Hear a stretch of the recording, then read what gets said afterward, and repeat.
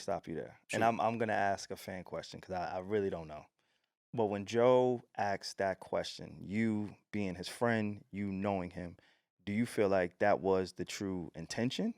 Or do you feel like, hey, maybe this is how I'll dress it up. Let me try to secure myself either way. No, because again, we thought Rory and Mal was coming back. Got it. So he was like, yo, they gonna come back.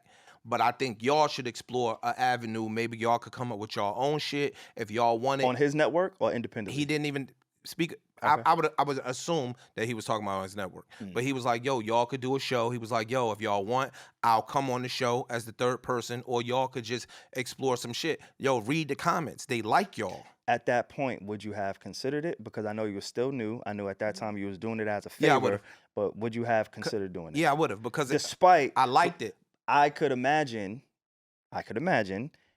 if I'm Rory and Mal at that point, no matter what, whether y'all did another show, because I think there was a lot of rumors, or a lot of the fans wanted Joe to do 2 pods. Yeah. He was like, yo, I want him to stick with Ice and Ish, but I also want the original crew of Joe, Rory, and Mal, right? If I'm Rory and Mal, I could look at that and be like, wait, what the fuck is going on here? Why? What do you mean why? Why?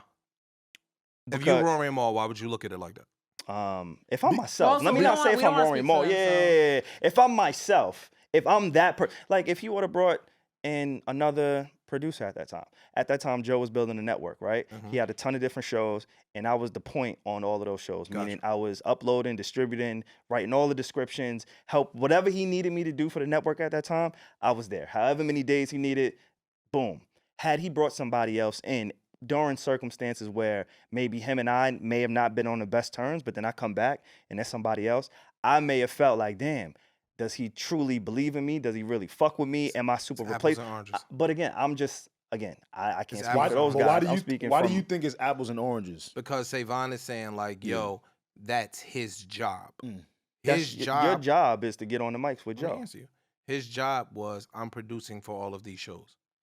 In Joe's owning a network, Joe's job is to put out shows. If I'm fucking Dick Wolf and I got Law and Order over here and I got CSI over here, they not beefing. It's 2 separate shows. LLIC. You get what I'm saying? They 2 separate shows. I'm now fulfilling more requests from the network subscribers. But what I'll say to that is that's true.